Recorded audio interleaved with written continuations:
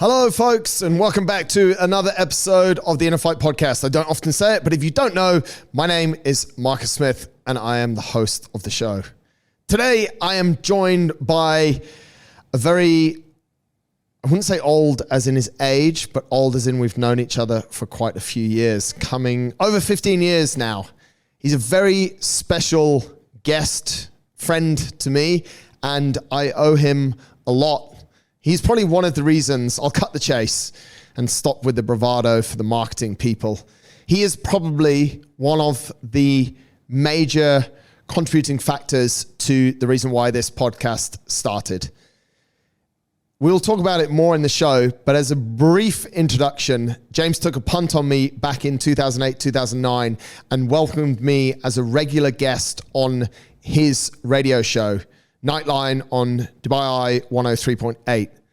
He then one day randomly asked me if I needed the files from the show, to which I replied, why would I need that? And he's like, man, you have to use these, start a podcast.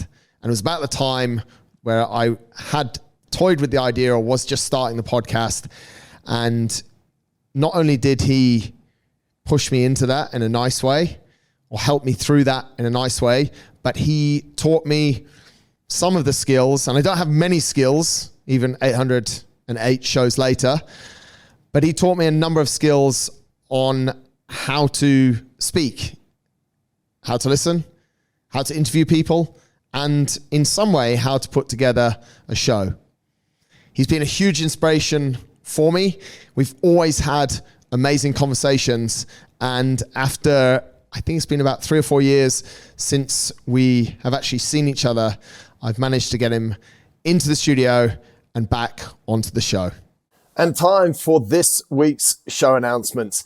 This weekend is the Far East Throwdown. Our team of 4 are representing InnerFight over in Korea in what is the semi-finals of the CrossFit Games. If these guys do well, or the teams that win in Korea are the ones that will reach the Games final in America in August, I think, this year. So our team of Vic, Sandro, Rachel, and Matt are over there representing us and proudly sponsored by Unbroken, which is something that you should be having pretty much every day in your supplement regime.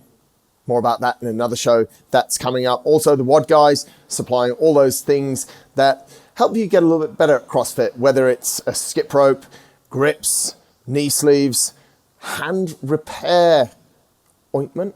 I think we'd call it ointment. I actually used it recently. Very good stuff. Also, Palmer Holdings, developing some of the most stunning properties in Dubai, and the one that is Olivara, the home of InnerFight, and also the Global Property Wealth Network, which is an incredible company set up here in Dubai by one of our members and his wife, James and Steph. Definitely worth going and checking out what those guys are doing. It is super interesting and fascinating to watch how their business is growing and also their mindset around it. So we appreciate the sponsors, Global Property Wealth Network, Unbroken, the WOD guys, and Palmer Holdings. In other news, last weekend we saw Final Fridays. Thank you to everyone who came down to Final Fridays, and then also thank you to the people that then went out to support everyone at Into the Darkness. Into the Darkness also marks the season closing, if you like, of our endurance season before it moves more over to Europe. Races coming up in Europe and some things that you might want to get involved in Europe on an endurance side. Just a few weeks now, at the end of June, we head over to Chamonix for a week camp. That's during the Eid break. So if anyone has a week off during Eid and wants to come over to Chamonix with us to run around in the mountains, please do that. And go over and check out the InnerFight Endurance social channels for their next international marathon, which is in October in Amsterdam. If you don't want to run, or if you do want to run, I should be encouraging running. 42 marathon, 42.195K for the marathon, and there is also a half marathon that people can get involved in over there. That's in October of this year. If you want to sign up, give the guys a shout. Well, go over to Amsterdam Marathon and sign up and give the guys a shout as well. Other things that I want to bring you up to date with: the Simple Life project kicks off as soon as Rachel is back from Korea. This is a 6-week program Very simple, 2 group personal training sessions per week, and then a couple of different things to do when you're at home. One of them is a workout, and Rachel guides people through food, sleep, rest and recovery if you want as well. Also providing a nice support network. That project is a 6-week project, so it could work out quite good timing for those of you who are going on holiday soon. That kicks off the first week of June. Also kicking off in June is our Summer Madness. This is the first time we have done a special promotion, if you like, for the summer months to help encourage people to keep up their fitness that are here during the summer months. June, July, August, you have unlimited access to the evening classes, basically, for an incredibly good price. Summer Madness, go and check that out over on our website. And speaking of the website, if you haven't seen the new website, go over and have a look. It's still at innerfight.com. There's plenty going on over there. Events, news, weekly thoughts. The blog is coming back soon where all these podcasts live, and also the articles are coming back there. But go and have a look. And also there's a careers page there. If you know someone who wants to work with us, or you are someone who wants to work with us, then fill up our careers form on the website. That's the announcements for this week. Let's get into today's show. This is episode number 808 of the InnerFight podcast. With great friend and massive inspiration, Dr. James Piecowye. Enjoy the show. Dr. James Piecowye, my absolute pleasure. So long. It's been a long time. Yeah. As I said in the introduction, mate, I owe you a lot. And I was thinking the same way. I owe you a lot. No, you were the one, and a lot of people ask me, they're like, oh, you've done over 800 shows. This is whatever. Congratulations. That is amazing. No, it's crazy, mate. But I'm like, and they're like, how did you do it? And I always say to them, a guy took a chance on me and put me on his show on the radio. And not only did he take a chance on me, but he then told me to take the files. You gave me the files. You're like, there's this thing called Audacity, which we're recording on right now.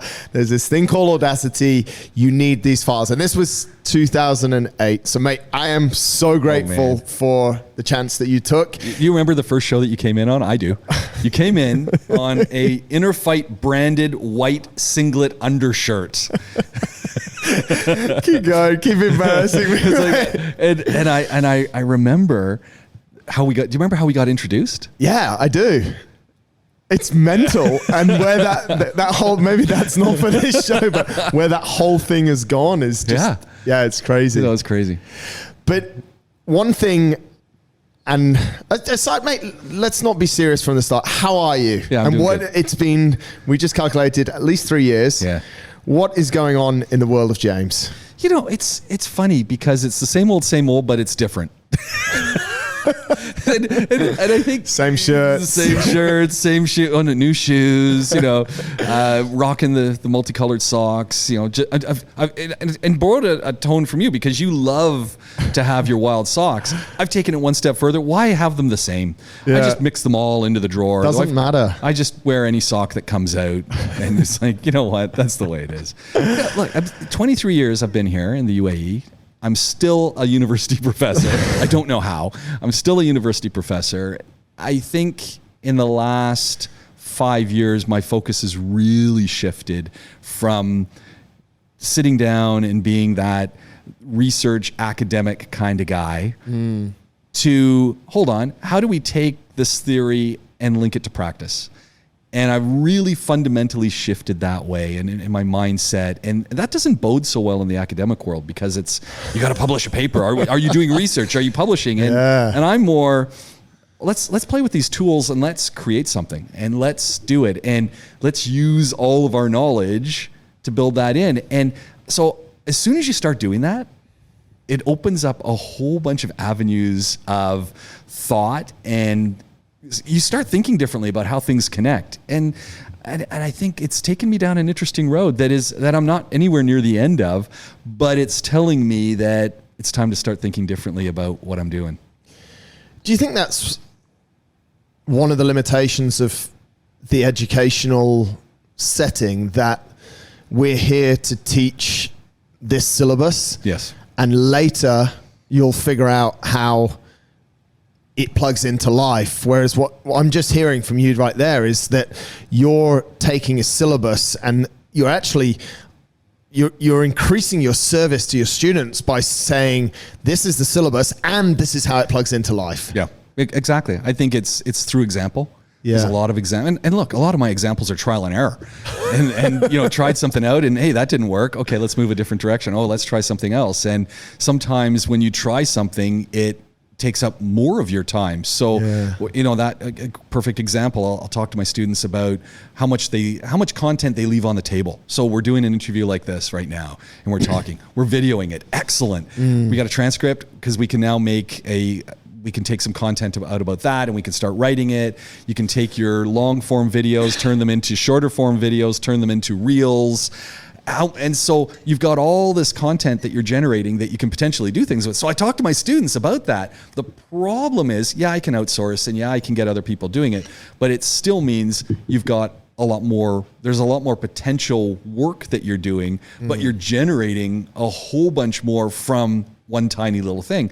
And what I notice with my students, and they take it to their businesses, and when you start talking to SMEs or even larger business, they leave so much on the table that they don't even gather, record, keep, store, because they don't realize the value in it. They just, it just happened internal. We just had one of our colleagues talk about a new project that they're thinking about. It's like, well, that's gold. Even if you don't share it worldwide, sharing it in your company, that's gold. Yeah. And so that's really become the focus of a lot of what I'm doing. And again, it's by example, showing them, saying, hey, here's what I'm doing. And 23 years of that experience, mate, is you're a walking example. Yeah. Which is nice. And it doesn't mean that everyone loves me. in an academic setting, hardcore traditional scholars, they're not my fans. Yeah, but they never have been. No. And that's what's beautiful. They can't figure out, they'll sit down with you and they'll say, well, you've got a PhD. Yeah. From a good university. Yeah. University of Montreal. Great university. Top 120 in the world. And they'll say, why aren't you doing research? I said, it doesn't interest me. I'm not interested in 5 people reading my work. I'm interested in hundreds of people getting access to information so they can make better decisions. Yeah. And they just can't put their head around that. And then when you sit down with metrics, they'll say Scopus. It's a metric system for scholarly articles, which ultimately measures how many times something you've written is cited by somebody else. And I sort of looked at someone and said, so A, you don't know if anyone actually read your article, and B, you just know that someone else put it in their thing. Whereas I said, I can go to YouTube and I can tell you how many people have looked at my content, how long they've looked at my content, where they're from, and I can get you a yearly number which eclipses your Scopus, which doesn't tell you how many people have actually engaged with what you've written. Yeah. And they kind of look at me and then they walk away angry. It's interesting, isn't it? Because immediately jumping to my mind is the ongoing argument on Instagram and likes on Instagram versus just what you said over on YouTube, where someone might or might not see what you've posted on Instagram, and therefore they might like or not like it depending on where the algorithm's at that particular point of time. Whereas on YouTube, you have that data, that people have actually gone there, they've landed on your page, they've watched it for, and sometimes it can be quite disheartening when you've made a show that's an hour long and they've watched 3 minutes, bastards. Yeah, exactly. But you have all this super qualitative data, which I guess opens up the whole argument of Facebook and Zuckerberg against Google and YouTube, which is probably a whole other show. But where I want to quickly get back to, mate, is what you were able to do for me in the early stages, which was you taught me how to talk. You also taught me how to listen. And you taught me how to slow down so that, and I use our game that we had, and those that have listened to the show, or those that have spoken to me about podcasting, the and ah game of where we just tick each other off. And I guess I was a little bit ballsy saying, I'm going to mark you as well. Where does it all start? Where does your passion for talking, your understanding of talking, listening, being on the radio and being in the area that you're in, where does it really come from, do you think? 2009, I applied to go to TED. Yeah. And I got accepted in LA.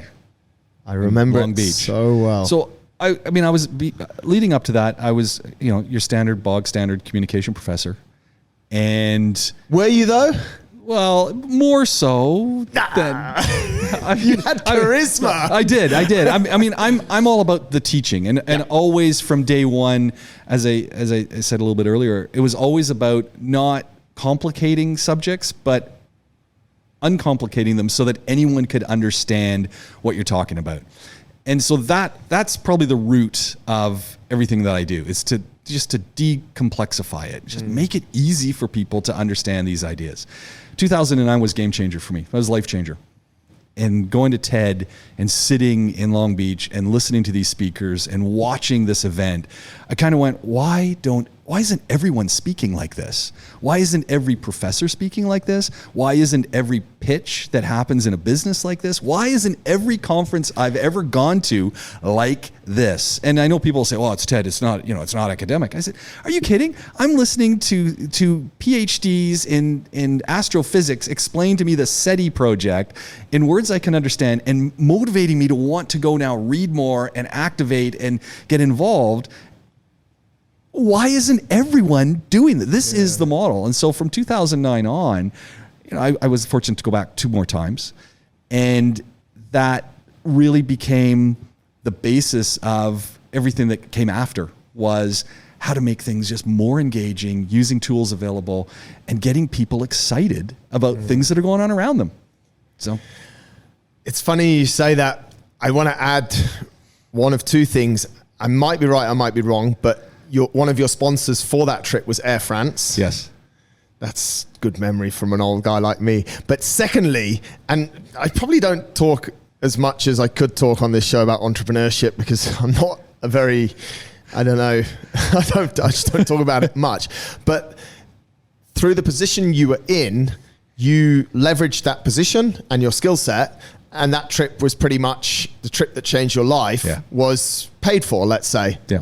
So all those, so Air France was sponsored the flights there at Air France KLM. Really, still thankful to those folks. Yeah. And Jackie's Electronics. that was it, Jackie. Yeah, Jackie's.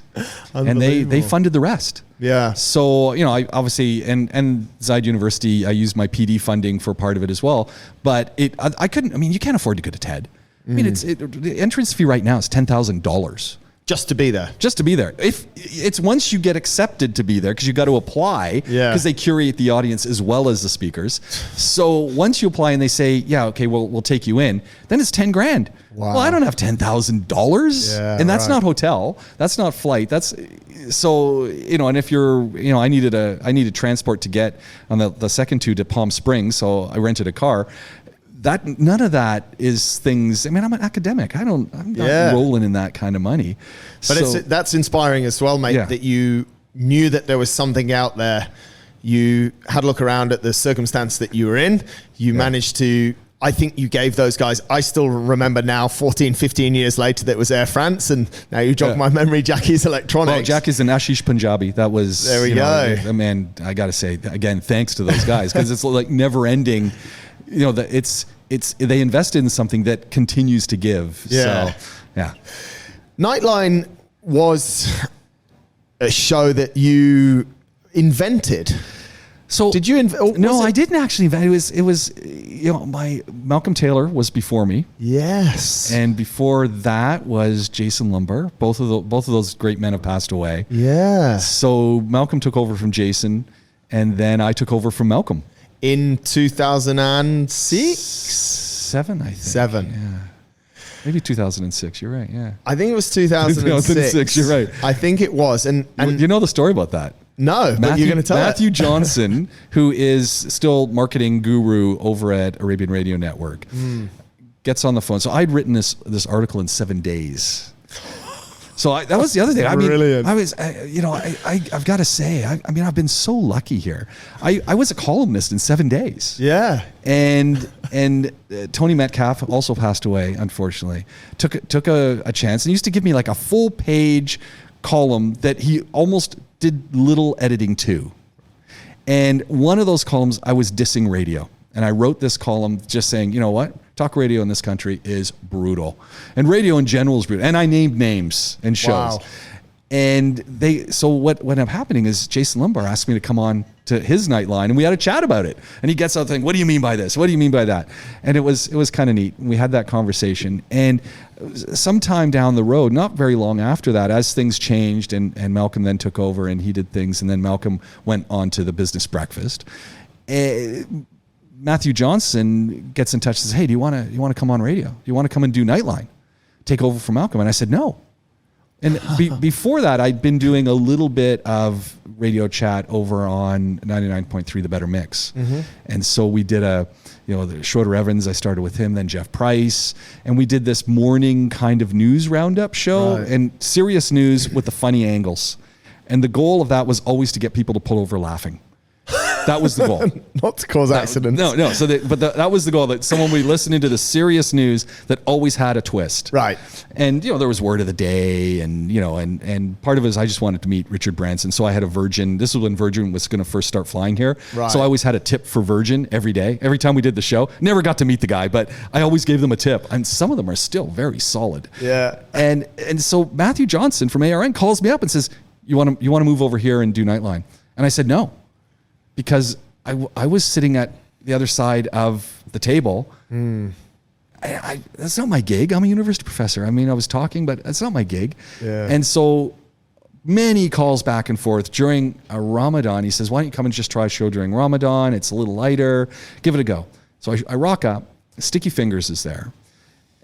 Wow. And his names from the absolute past. This is amazing. Sticky Fingers is there, and he goes, you ever done radio before? And I go, never, in front of the board. And he sits me down and he says, okay, here's the board, here's the faders, here's what you got to push, there's the time. And he grabs out a submarine sandwich and says, I'm going to sit over here and eat dinner. If you need any help, I'm here. No way. Countdown 5 minutes. And that was the first show. So literally on your own. Yeah. And few 100,000 people are going to be listening. You're going to do call in at this mic. Yeah. And I did the first show and I was like, okay, this is awesome. Terrified. And I was terrified every show I ever did until we started talking. Just, hands would get sweaty, stomach just, okay, can we do this? Yeah, we can do this. Yes, we can do this. And that was it. Let's take that one. We'll come back to that story, mate. But that's something that I think could be super useful for people. And I know you help people in this way. Every time that I invite someone in here and put this mic in front of them, they have a similar thing. It's like suddenly I've got a mic and I've got a couple of cameras, sweaty palms. And I think it's no different from when we're going to a job interview, when we're having a review with a boss, or maybe when we're pitching a client. What are your go-to 2 or 3 tips? How do you relax yourself when that 5-minute countdown is coming, few 100,000 people, all the mixers and the mic, and you have to say something? You know what? I first thing in my mind, can I do this? Am I good at this? Yes. Am I good at this? Yes. Do you know what you're going to talk about? It doesn't really matter. I'm good at this. I can do it. I can do this. So I keep telling myself, literally, you're good. You're really good at this. You can do it. You can talk, you know your stuff, you got the ability, you can do this, you can do it. And I just keep telling myself, you can do it, you can do it, you can do it. And then, the classics, deep breaths, take some breaths, relax, just breathe, just pause for a minute, get yourself out of that zone. And I think also the lead up to it is always get there early, wherever you're going to be, so that you can just, get a feel for the place, get a feel for the air, just let it work for you. And just keep remembering, okay, what's the worst that can happen? Yeah. Like, really, what's the worst? There's no downside. So as long as they're the 3. You can do this. Get there early. I love that. And mate, we've always been early for each other. I think that's why we've had quite a positive relationship over the years. We've always been early. And then nothing bad can actually happen. Yeah. Do you know? And look, at the end of the day, do you know your stuff? If you're going to show up somewhere and you're going to talk about, fitness, and you know nothing about fitness, well, you're doomed. Yeah. So don't talk about stuff you don't know. Let's continue. So Sticky Fingers is sat in the corner eating his sandwich. You've got they are super intimidating anyway, aren't they? The decks, because there's so many different fade buttons and stuff. And the advertisements, and are you hitting things in? And oh man, it was terrifying. Terrifying. And then you're on air. And then you're going. And then, I think it's when people say, hey, I heard you on the radio. oh, I heard that show, or I heard you interviewing this person, or can I get on your show, or would you like to talk to me, or you get that feedback, good or bad. Yeah, it's you realize the power of audio, and I think audio has changed now with podcasting. There's still that power. I think the power and the reach is even more than it was then. I think there's a home for local stuff, and I think radio still has that home. But even in that localized micro environment, I think podcasting is becoming. It might actually be more engaging than some of the content that we get live now. So it's a challenge. It's a challenge.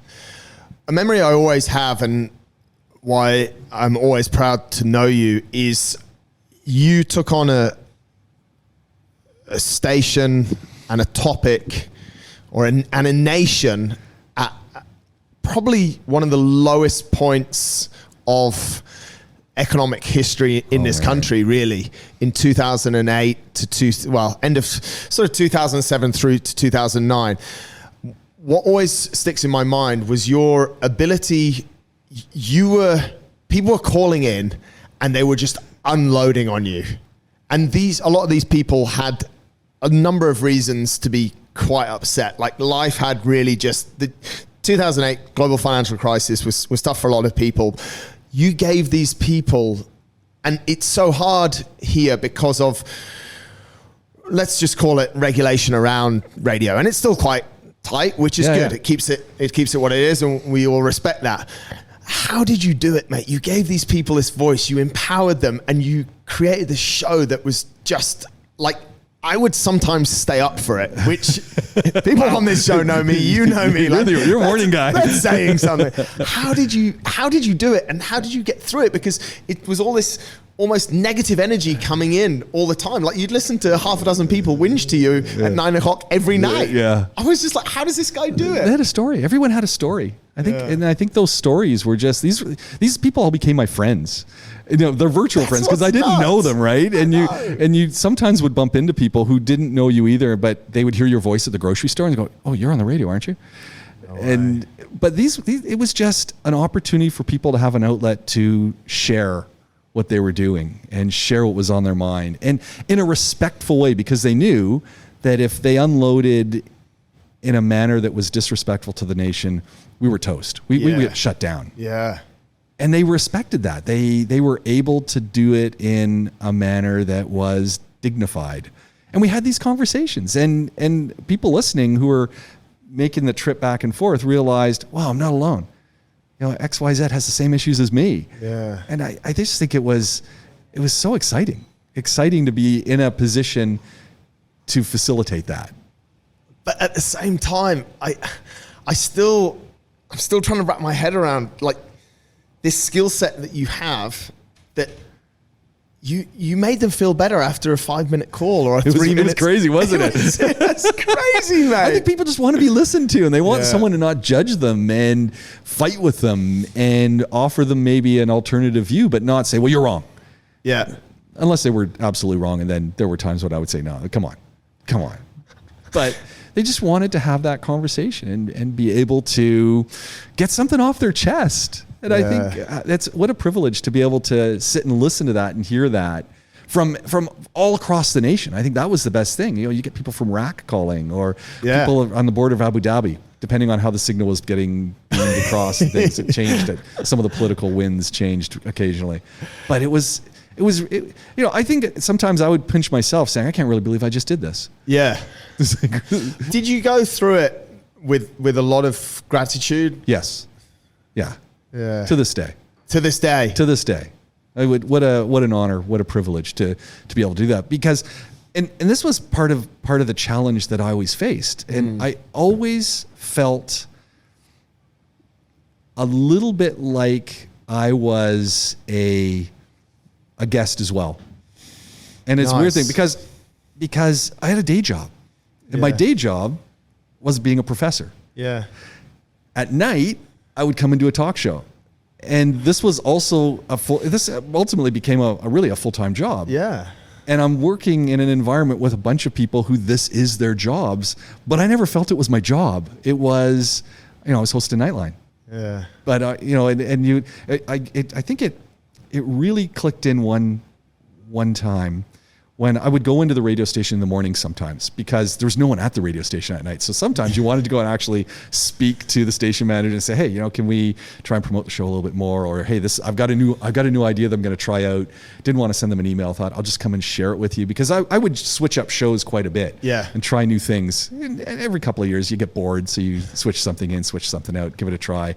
Some things worked, some things didn't, but we still try them. And I remember running into Chris Fade and and the gang. And I'm like, whoa, I was like, I was so excited to meet them. And Catboy was doing morning show on 92 at that time. He's like, wow, and I'm sitting there and I'm talking to Simon and I'm talking to Chris Fade and I'm starstruck by these guys. Right. And they kind of look at me and go, dude, we do the same job. Like, we listen to you, you listen to us. We're doing the same. You are a radio presenter just like us. Yeah. And I never felt like that. To this day, I never felt like that. No, I never felt like I was a radio presenter. Why not? I don't know. I think it's because I had the day job. I was just a professor going in, hanging out on the radio, having fun. It's a weird thing, isn't it? It's funny because as you were talking through that, I remember and this is how crazy this town is and B, life is. We're sat here in InnerFight in Studio City and we're literally 500 to 750 meters away from the old ARN. I slowed down as I passed there today, looking, going, I remember that place. Every time I run past it or drive past it, I think of the times that we're there. But it was very much like you described that, our segment, we were on at 8 or 9 o'clock. You were on basically from 8 till 10. You'd go in, the super nice security guy downstairs, he'd just checked in for night shift. There was nobody around. No. All the other stations were kind of on like auto play out. I guess this has changed a lot now. And you and I were having these sort of live conversations, but it felt, I guess, I have never been in that studio during the day. Yeah. So I guess it was really quite different, and maybe that's what you were just cruising in at night, and you were just doing something that you were enjoying, and crazy. It's weird. It's exactly really weird. It's very weird especially when you contrast it with the current ARN offices in Media City. It's something completely and that's different. what when I stopped, just as they were moving. That's when my tenure ended. And I got to say, it was in one hand I got my nights back, which was interesting because as we were talking earlier, I had young kids. My kids grew up with me going to the radio every night and balancing kids' activities and preparing for a show. Or if I at one point in the later years, I did pre-records of an hour because they moved the time and no one was calling in. Yeah. So it was a challenge if people had missed that drive part, 10 to 11 could be really difficult to get callers. So I would pre-record. Yeah. But I would pre-record earlier in the day or a day before. With our show, I used to come to the gym. Yeah, I used to come to the gym first thing Sunday morning. Yeah. And then go home and break it into parts and do a little edit and give it to the radio station, say, here you go, ready to go. It's just nuts. There's two things that really stand out, mate. One is your genuine passion and excitement around it. And secondly, and I think this was more in the latter stages, what you were just saying there, your absolute hustle to make this show work. Because I was one guest and we had Fitness Talk, which was one night a week, and then Get Fit Radio. That's what we called it. It was brilliant. Two not marketing guys putting together something. But then you'd go and you'd record Tech Talk. You'd record Car Talk. Your hustle for the show was huge. Yeah, when I think back, I was like, what was I doing? Really? Yeah, sometimes I think, what was I thinking, and how did I make that work? Yeah. I do. What conclusions, like what reflections do you have? Where do you get to with that? I think if you really love something, you don't think about that. Yeah. And I think that was, to this day, with the podcasting stuff that I do now, my wife will say, man, you're putting in so much time. It doesn't feel like I'm putting in the time. It's something I just love to do. And you want to hustle and hopefully you can make some money off stuff. But it's not all about money, there's a long tail. And where does that long tail lead? And it's how long can you sustain something? And I think that's with any project. You gotta really look at it and say, what's your end point? What's your goal? And if it no longer fits with what you're doing, then abandon it. And if you get some energy and inspiration and excitement out of these projects and you can sustain them, then do it. It's part of you. And I think it's really being honest with yourself. And I think it's all too often we're not honest enough with ourselves. But how did you create, you got it down pat in those final sort of 3 to 4 years from what I can see, in that, you picked I was your sports guy or your fitness guy, and you picked them. But you had this, every time we picked up a mic, you had this really genuine excitement and passion and energy for it. Guests who are also passionate. So you got people who care. Yeah. And to actually, you can only talk about things you care about. So if you look at all of the shows that I did, they were only ever about things I cared about. Brilliant. I never talked about stuff I didn't care about. And sometimes they would say, oh, can you get this person in? Or we want you to do this interview with this person. Those were the hardest ones, especially if there was no connection to it. It was just, oh, we're just going to do this. And I know a lot of media people, that's their job, and they just do interviews and upon interviews. Horrendous. I don't know. And you see it and hear it in some of their things because they just don't care and they don't know anything about it. And they've just got a list of questions. They've looked at the briefer and away they go. But this show was different because and I always used to say to anyone who came on, this is not business breakfast. So if you're expecting to get, a Tom Urquhart Tom wasn't doing the business breakfast then, I don't think. But if you're expecting to get Richard Dean and Brandy Scott, and I would always say, and this was also the time, I would say, if you're expecting those kind of questions, those nail you and you've got to answer in 25 words, that's not this show. This is the opposite of that show. This is start talking, keep going, and fill in every single nook and cranny and blank of what you're talking about. And as we get off track, I'll bring you back and I'll ask you some more questions, but just talk.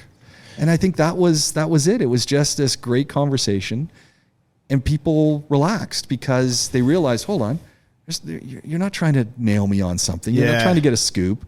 We're just having a conversation. But you still get the scoops down the road because people let down their guard and they just start talking, and you get, well, what's really going on? And that's something that maybe you can do it in the more long form. I mean that's where it works. It's probably a bit unfair to Nightline or the podcasts that we've done are just chats. Whereas I think some, specifically radio, we need to get certain points across, and different type of programming. There is a commercial side of it, but that's where I always loved it, because you'd ask these, and I think sometimes I was a little bit caught off guard because you'd ask such a wide open question with no real expectation.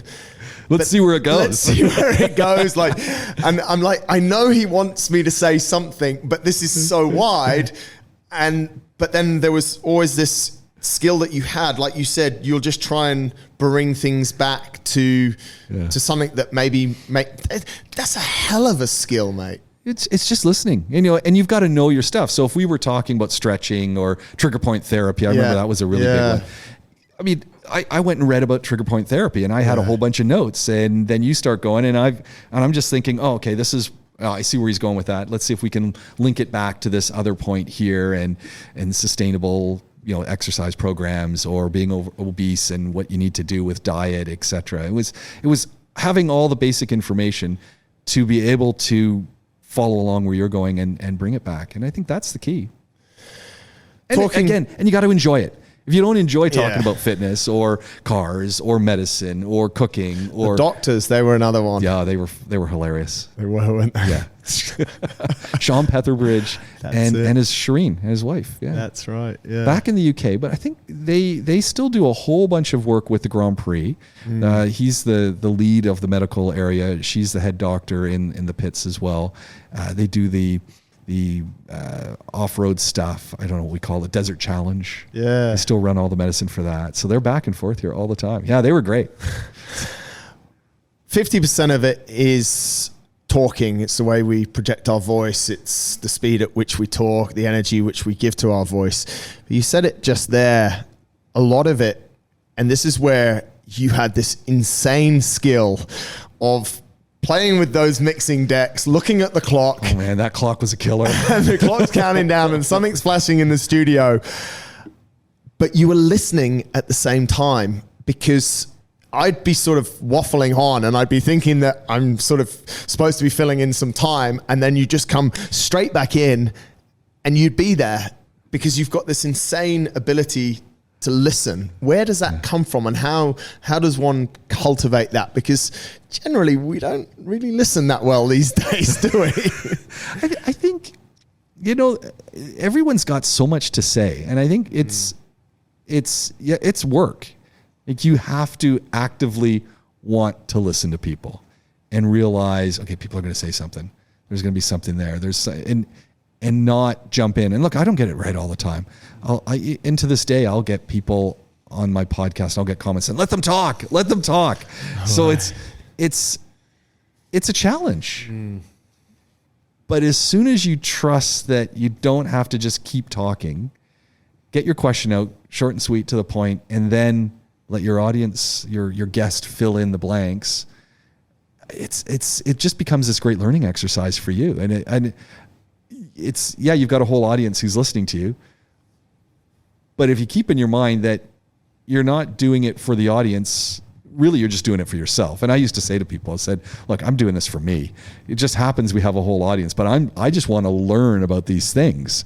And I genuinely want to know more about this. So we're just having a conversation. And a bunch of other people are listening. Absolutely. But I'm doing this personally. I often say that to people. I think, well, the way that I started my show, not only with you, was with a lot of people that I just wanted to ask them questions. What we saw during lockdown, and we've seen sort of in the last couple of years, is that, let's just phrase it as, every Tom, Dick and Harry has a podcast. Do you think that's because people want to be heard? Or do you think that's because they genuinely want to listen to what others have to say? Is it their voice, or is it their guest voice that they care more about? Be brutal, mate, if you want to be. I think there are a lot of people started podcasts during COVID because they saw it as a marketing tool. And many of those people don't have podcasts anymore. They've stopped because it was, I've got some time, I'm going to do a podcast. And I've got Zoom and it's easy to record. And hey, you know what? I can do a podcast. Yeah. Most of those people couldn't sustain it. And sustainability is hard. Hats off to you for keeping this podcast going. I mean, that's phenomenal. When people look at the numbers, it's like, really? You've got that many? It's like, yeah. And so I think a lot of people got into podcasting for the wrong reason. And so I think those group have pretty much died out. The next group of people who are still doing it, there's a group of people who are purely in it because it's part of their marketing funnel. And they just see it as a marketing tool, and that's what it is, which is fine, because I think that podcasting can work that way as an engagement tool to help you let people know what you do, how you do it, and you can bring on some guests who will, again, fuel interest in your activities. So there's a whole side to it that's that. Then I think there's another side where it's not hobbyists, but it is genuinely people who, like yourself, who are putting together content that is to educate, inform, and maybe mildly entertain people as well. And it just... mildly entertain. I'm going to keep holding that on me. But they do it not because it's necessarily going to generate any more revenue in their organization, but because it's a great way with, again, this long tail of letting people know who you are, what you do, what you stand for. And those people are unfortunately fewer and far between. The fourth group of people are your classic radio broadcasters who, in the early days anyway, just saw podcasting as, hey, we're going to repackage some of our content. And I used to do that. Yeah. I'm just going to, strip it down, repackage it, and throw it out. It's now a podcast, which I think that avenue, it's not going to go away because they've already got content and it's there, but it's not really packaged well for podcasts. And it needs another element that many of our professional organizations, even in country and around the region, globally, haven't figured out yet, because they're just saying, well, I've got all this content, I'm just going to put it out. But people don't want to listen to that. So what's the context to it? How are you contextualizing? How are you picking and choosing? How are you bringing a little bit more of a human element? Because our standard media that in early podcasts, I think a lot of people imitated that, is wallpaper media. So when you think about radio, it's wallpaper. how do you listen to radio? You put it on in your car, you put it on at home, you put it on in the office, it plays through and it's done. Podcast you pick. Podcasting, for the most part, you listen to with headphones on. Podcasting's personal. You can pause it. You've decided to listen to it. So it's a whole different thing. And listening to something in your ear where you and I are talking directly to our audience as opposed to something where it's just in the background is a different type of media. And I think that's where podcasting's young, 23 years. That's it. Yeah. So it's evolving enormously, and the ability to get into podcasting is getting easier and easier and easier. But while it's easier to record, it's easier to put stuff up if you use Anchor and then distribute. There's all sorts of different ways you can distribute your content, which is great. But you got to keep doing that. And I think that's where anyone can do one. Anyone can do a week's worth of pod. Anyone can do 6. Yeah. Can you do 100? Yeah. Can you do 200? And I think that becomes where podcasting really changes things. And so there's these multiple groups that are all happening at the same time. And then you and I as listeners have to choose. And where do you pick? And what do you pick? And I think that becomes a challenge. And if you're like me, you've got a stable group of 6 or 7 things that you always go back to. Yeah. Because you like the flow, you like the tone, you like the way they deliver the content, and you'll keep listening to it. And I think that, to me, is the gold of podcasting. It's interesting. So many things you said there have probably, we're talking about doing shows and chatting to people, sometimes for your audience benefit, sometimes for your own. I've just got a whole load of benefit. And as you saw, mate, as you're talking, I'm writing more questions. But there's a stat, right, that if you make it over like 20 episodes, you're in the top 5% of podcasts in the world. And if you make it over 50 or 100, you're in the top 2%. So if you have more than 100 shows, you're one of the 2%. I wouldn't say best, but most consistent podcasters, because people never make it there. And I think your reasons, those sort of 4 or 5 different pillars of people, are very, very clear. One thing I want to ask you, how often do you, because and this is purely a personal question, I'm not going to wrap it up as anything different. So maybe this is for my audience, but definitely it's for me. Where does the conversation on radio? It's very clear because you know the audience is out there. Yeah. So we were having a conversation, and I think I felt this for the most part. We were always in a way that we're like, okay, what do these people want? You know, and you'd say, do you think this resonate? And I'd try and go an angle that wasn't, because we knew what the audience of Dubai Eye was. Is that changing? Are people just on a podcast having literally a therapy session with each other, or is it split?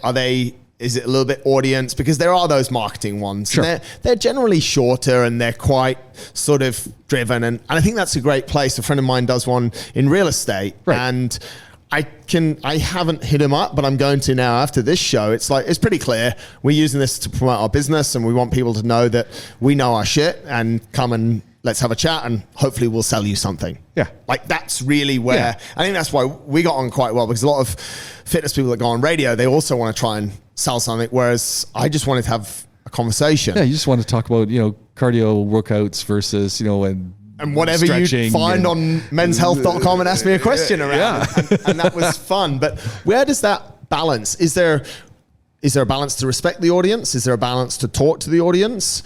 Or is it not that angle? Is it like someone's actually coming because this is just is it a therapy session? Is it a chat, 2 friends?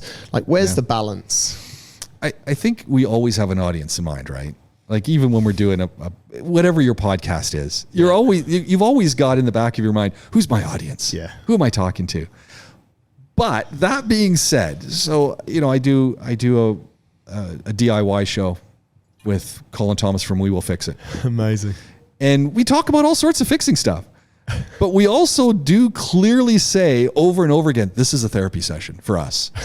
Because we're talking about our own experiences with things, but we're also talking about, okay, hey, go and get this drill bit, and you can get it at Ace, or you can get it at SpeedX. Right. And so we're speaking to the audience because we know people are listening. But built into that is that I'm getting something out of this as well. Yeah. And I think it's fun how you, as the person who's creating this product, this thing, you find it fluctuates for people. And I think it fluctuates depending on what your purpose is and things. At some point you realize where it is. And that's when, as soon as you hit that sweet spot, yeah, then you just get comfortable and you just get on with it. But you're constantly know that who's the core people you really want to listen to this. Are you going to get people outside that sweet spot? Absolutely. But there is a group of people who are ultimately going to be interested in that area that you're speaking to. And I think once, as I said, once you hit that, it also makes you feel good because you're able just to share stuff and talk in a way that you might not talk otherwise. Has it ever really bothered you how many people listen to you and what they say? Because I know on the radio, I wouldn't say you got a fair bit of feedback both ways. Yeah. Let's put it that way. I don't think people realize that when you text into a radio station, it goes to the person talking directly. So you're reading and you're sitting there and you're talking, then you read, this is the worst show I've ever listened to in my life. What are you talking? And I'm thinking, really? Like, why are you saying that? Yeah. I mean, I would call back people on the breaks. Really? Yeah. And say, hey, James here. What can I do better? Yeah, help me out. Help me. Like what don't you like? Because and it's like, because people didn't realize. Do numbers bother me? Yeah. I mean, yes and no. Yes, I'd love to have thousands of people listening, but is one person listening? I'm happy. And I know that sounds really weird, but one person listening, you can make a change. Yeah. 1,000 people listening. Yeah. Great for the metrics. It's great for selling your product. And we were talking about numbers for some of my podcasts before we came on, and your colleague was sitting beside you. Those are good numbers. From a marketing standpoint, you need the numbers if that's your goal. I'm not working for the numbers. And it's amazing. There's someone we both know. She used to come here to the gym, Elham. Yep. Elham follows my podcast. Right. Online, and she's listening to We Will Fix It podcast. She's in Canada now. Wow. And she's commenting on the content. And I'm going, one person who's touched by this content, who's taking the time to respond to it, who's, half a global way. Yeah. How do you put value on that? And to me, that becomes the value. So I've got someone who is taking this on and in one breath she's complaining about something I said, in the next and correcting me, and in the next breath she's saying, right on, keep doing it. And that's why she's so good, right? Yeah, because she's listening and she's helping you, and whether she's just trying to get something off her chest, it actually makes you stop and think, well, am I doing that right? Yeah, I am. I'll continue, or am I doing it? And I'll crack on. And she's saying, I started listening to you from InnerFight. Yeah. When she was here. And I was trying to remember when that was, because I didn't ask her, but and we've had many conversations now. I'm going, that's a long time ago. Yeah. It is. It has been a long time, mate, and it shouldn't be as long before. But it's hard to not, likes and shares, and it's dopamine, right? Yeah, it's because you want to see that, and when I know you're doing a good job. When I got 35,000 views, I'm going woohoo, and then it's down to 16,000. Go, what's going on? And then I just kind of go, you know what? It's not about the numbers. Yeah. Is the content great? Am I learning something? Am I feeling good about this? Is it giving me what I need it to give me? Yeah. Yeah. And I said, there we go. Keep going. I think that's so, you've said that quite a few times, mate. Is it exciting me? Is it giving me what I need from it? Yeah. But I think it's so beautiful, and it's so applicable in so many areas of life. Like you and I generally, you work 12 years at the radio, but it shows that you're passionate about it because you've continued to roll out a podcast since then for the last 5 years, but it's something, does it excite me? Am I passionate about it? Would I do it for free? These are all sort of things that you can take not only into this area of podcasting and talking, but it could be your job. It could be sport. It could be absolutely anything. You got to love what you do. And I think that's, for me, has always been this crux is, okay, well, I'm doing things that make money, do I love what I'm doing? Yeah. It's like, I love elements of what I'm doing. And that's really started to push me, especially now when situations have changed. And I think it's really difficult when you look at people who are doing jobs, and it's easy to say, oh, you need to do this or you need to do that. But you don't know what's going on in their life. How many kids do they have? How many people are they supporting? What's their family structure like? And people do things in those micro environments of their own lives. And typically we don't know what they all are. So it's really hard to have a standard model of application and say, well, quit your job and move to another one. It's like, that's not a feasible thing to do. Yeah. But increasingly at this point in my career and in my experimentation with content and things, I really started to realize, okay, well, what are my core skills? Yeah. What am I good at? Why am I not doing more of that? And I actually sat down with a coach accidentally. I was at a coaching event where International Coaching Federation coaches were there. I guess I'm quite sure what it was about, but they were there talking about coaching. Yeah. And then they had a 30-minute sit down with a coach. And so there were 50 of us there and there were 50 coaches. Wow. And you had a 30-minute sit down. And I kind of went, in back of my mind, I'm going, this is a load of crap. Like, really, this is stupid. I stayed. And then I went to the thing. And as I sat down with this coach and we did a half an hour session, I kind of went, oh my, this is so important. Why have I not done this before? But in 30 minutes of sitting with this coach, asking the questions, okay, professor versus what I do, we got to the end point and it was, well, what's stopping you? Because my whole thing was, I think I love teaching, but I think I've reached a point where I want to do more of what I love and less of the bureaucracy of my activity. Yeah. And it came to the point with this coach, well, what's stopping you? He's like, oh, I don't know how to do X, Y, Z, which is not the teaching part, but it's how do you turn it into a business that I can at least afford to pay my rent? Yeah. And she said, well, that's all that's stopping you? And it wasn't, she didn't actually say that. She just said, so what are you going to do about it? She didn't say what's stopping you. So what are you going to do about that? Yeah. And what's the timeline? And it was like, okay, hold on a second. This is really important.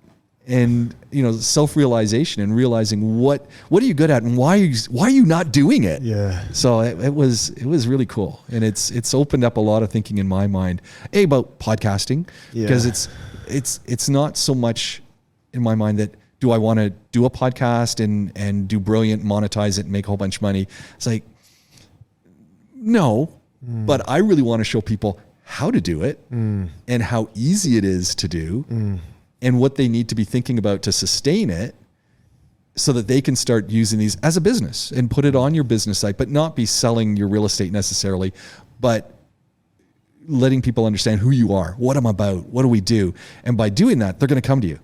Of course. And so that really became, it was really interesting opportunity. I guess that leads to another question I've got, which is, where does this landscape end up?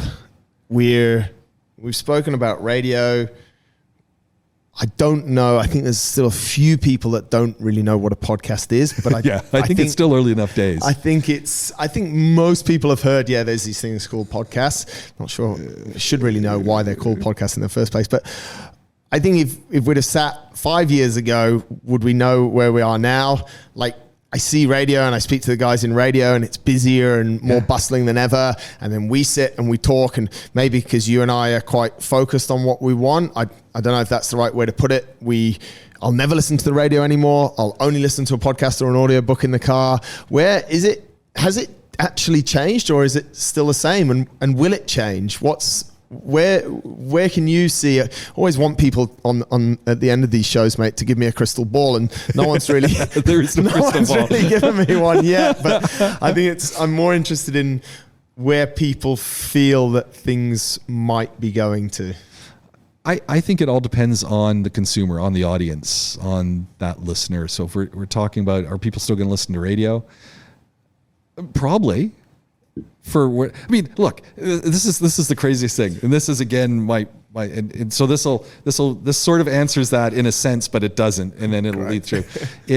So I do a podcast with Glen Power Powerworks Garage called the Powerworks Podcast, where we talk about cars, and essentially all we're doing is helping people not get ripped off at the garage. Right. And so we'll talk about fixing your car, and he'll say, look, he'll say, mate, if you go in and they say this, walk away. Right. Because they're just going to screw you, because that's not what has to be done. And that is wrong. And that's what the whole show is about, talking about fixing cars from a mechanic's point of view. And he's, when people say, oh, your torque converter is blah, what is that? And you have no idea what it is. And he'll say, if they can't explain it to you, walk away, because they're just going to rip you off. And he says, not that we don't get it wrong sometimes in our garage, we do, but they need to be able to explain to you in human terms what is going on with your vehicle and what's going to happen. So we do this show. You'll get to where this is going. Yeah. And we've been doing this show for a while, and it's a podcast, and I record it as a podcast. It is 100% a podcast. It's played on UAE radio right now, every day, from 2 to 3 in the afternoon. It's on Talk 100.3 FM, which is the station that plays all the cricket stuff. Yeah. It's the cricket station, and they have talk. It's an Indian language station, so they do English and I think sometimes Urdu, or I'm not quite sure but they have a whole bunch of English content, but they're playing the Car Talk podcast on the radio at 2:00 in the afternoon every day. And Surely it's that's a podcaster's dream. Well, yeah, in a sense. To me, it's just validation, right? It's saying, we're doing a podcast, we've got it going, and it is playing on national radio to an audience that wants to hear this in the middle of the day. Yeah. Like, that's validation of the podcasting. So not only does it work as that podcast, but here you've got a group that are playing it every day. But I record it as a podcast. Now, recently I give a shout out at the start, just because I know people might be looking, and I tag them on socials and stuff. But it's not paced for radio. It goes for about an hour, but I'm not thinking in 12-minute bundles. So for ad breaks, I don't break it up for them. They just do it themselves. So that's one destination where these things could get to. Maybe. So the point is, the question is where do you think this is all going? Yeah. And I think it comes down to your audience. And I think podcasting in our world of distraction or entertainment or information, it comes down to the audience. What does your audience want? What are they interested in? And unfortunately, we're being directed very not passively by delivery systems. So by our YouTubes, by our shorts, by our reels, by our TikToks, and the way that they're formatting content and the way they're putting it together and the way they're presenting it and all that goes with it, plays a big role in directing our taste and our expectations and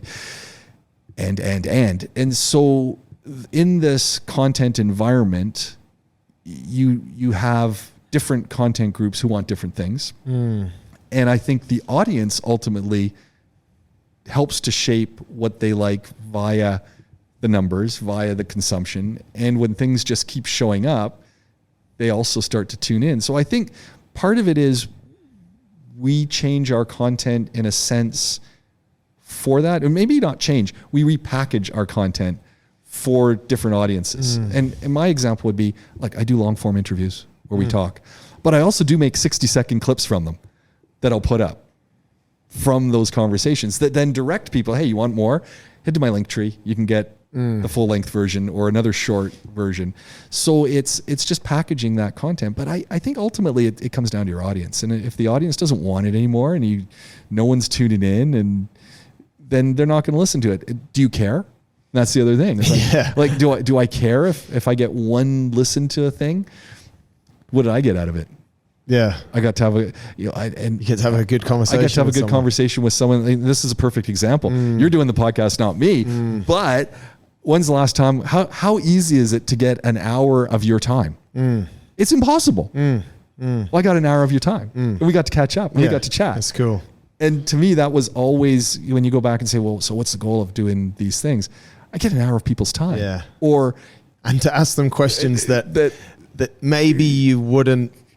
It's funny, this mic, these cameras, because you buy yourself this safe space to ask questions that I don't know why you wouldn't, but I think if we were just sat having a cup of coffee and, you just jump in with a what I would call a podcast question. Yeah. People just be like, and maybe we should, mate. Maybe we should, we should just pretend that we have virtual mics in front of us the whole time and stuff. But you kind of get that hour and you get it. But I don't know.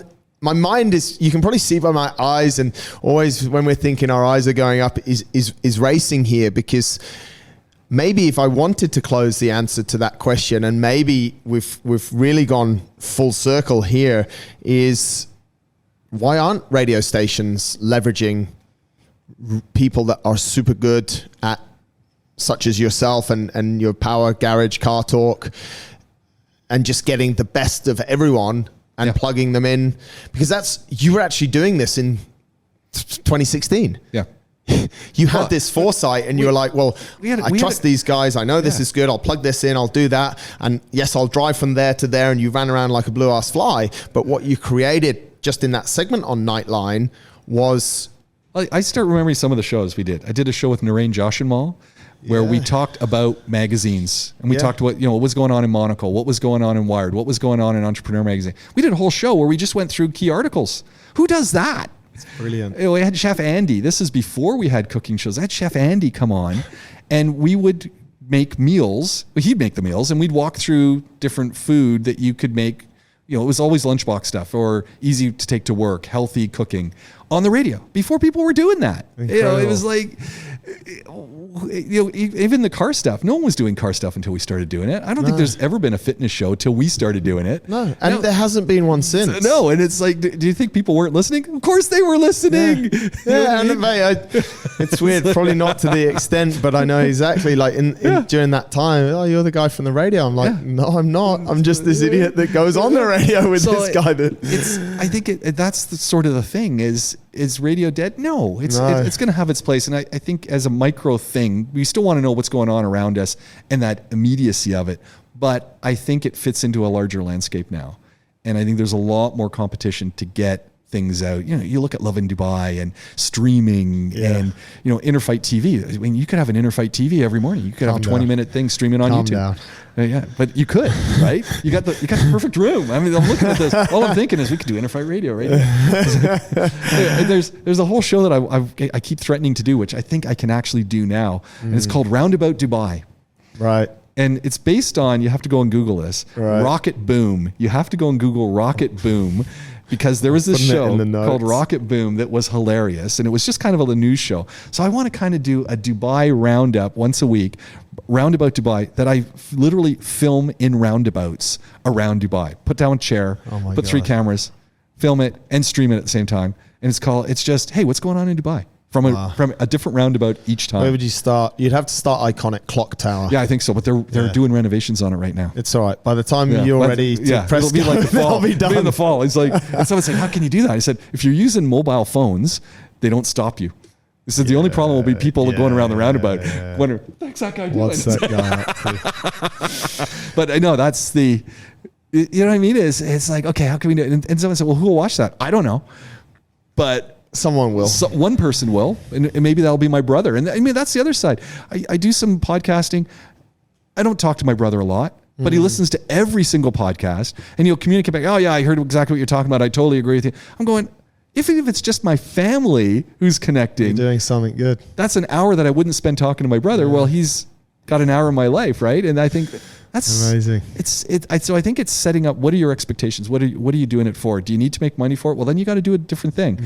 If it's feeding into what you do as a career, well, then it has a different purpose as well. And once you figure that out, once you're comfortable with it, and once you do what you can do, and that doesn't mean you have to do an hour-long podcast, because a lot of people say, oh, does it have to be long? I said, no, 10 minutes. Go with what you've got. Yeah, I think and we're actually talking about bringing it back, might have even brought it back by the time this show kicks off, is we actually had a lot of fun and a lot of traction. We used to do a show called Fitness in Under 3 Minutes. Yeah.